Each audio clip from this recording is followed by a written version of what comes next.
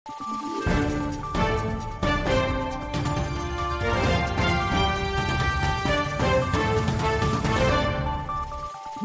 araw, Pilipinas! Ito ang Valiente News hatid sa inyo ng Office of the Vice President. Unti-unti nang lumalago ang negosyong sinimulan ng isang MTD grantee mula sa Cotabato City matapos matanggap ang 15,000 pesos na livelihood grant mula sa opisina ng Pangalawang Pangulo. Ang kanyang sinimulang negosyo, silipin natin sa ulat ni Jera Gomez.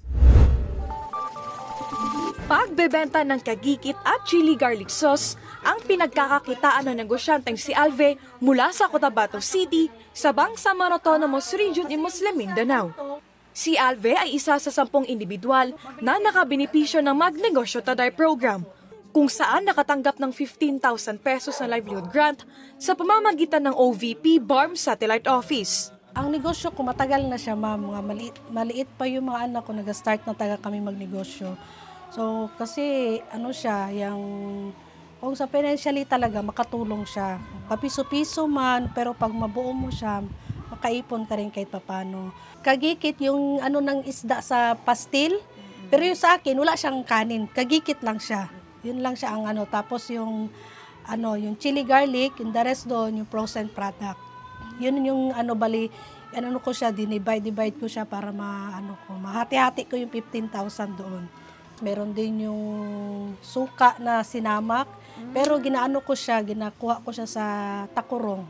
Kasama rin yun doon sa proposal ko. Ngayon, wala kami stock kasi hindi pa siya naka-harvest ng kuwan para magawa. Kasi sila mismo yung nagagawa, tapos mas natural kasi siya. Proud din na ibinahagi ni Alve na siya mismo ang gumagawa ng kanilang produkto. Pero proseso niya, mahirap siya kasi himayin mo pa, tanggalin mo yung buto. Ang style ko naman yung sa kagikit, hindi ko siya ginalaga, ginaprito ko siya. Para mas toasted siya kung kung makain mo siya, mas mapil mo yung ng isda. Kasi kung laga kasi parang lata na siya or durog na, ganun ang labas. Mas maganda yung iprito mo na lang yung isda. Dito lang siya, tsaka yung mga kakilala rin, mga friends na nasanay na sila sa product, ganun. Kasi bihira na ngayon yung isda na kagikit. Ang usual na ginagamit na ngayon, manok. Pero meron talagang naghahanap na kagikit talaga na isda kasi yun ang original talaga na kagikit. Sa ngayon, patuloy ang paglalago ng negosyong sinimulan ni Alve. Isang linggo, makaipon siguro ako ng mga 5 to 1,000, ganun. Meron akong packing sa kagikit at saka chili garlic. May 10 pesos, 20 pesos, 50 pesos at saka 100. Pero dito, mas madalas dito sa bahay lang na nagbili 20 at saka 10 pesos. Kasi yung pamadali ang ulam nila, ganun. Mas kasi mas affordable siya. Pero yung 50 to 100, yung the rest doon sa online na siya. Nag-order sa akin. I-deliver ko lang sa kanila. Para kay Alve, malaking tulong para sa mga nangangarap na magkaroon ng negosyo ang Magnegosyo Taday program ng OVP.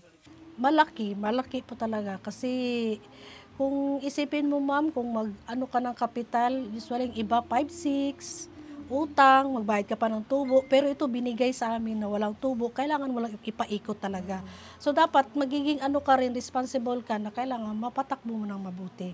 Kasi bihira yun na sa dami ng tao dito sa BARM, isa ako sa napili na pinala, diba? So blessed rin kasi kailangan din natin na palaguin siya kasi binigay siya rin ng Kaya guys, sabi gani, ang serbisyo daw ni OBP, serbisyo rin niya sa Diyos. So parang pinala din ako kasi servant rin ako ng simbahan at saka kapilya namin. Mula rito sa Cotabato City, ako po si Jera Gomez. Lahat para sa Diyos, bayan at pamilyang Pilipino. Valiente News. Pagbibenta ng Tausuga Delicacy sa pinasok ng isa pang MTD grantee ang proseso sa paggawa ng kanyang nakakatakam na produkto. Tunghayan sa susunod na episode. Ako si Claudette Loreto para sa makabuluhan, naninindigan at matapang na mga ulat at impormasyon. Maraming salamat.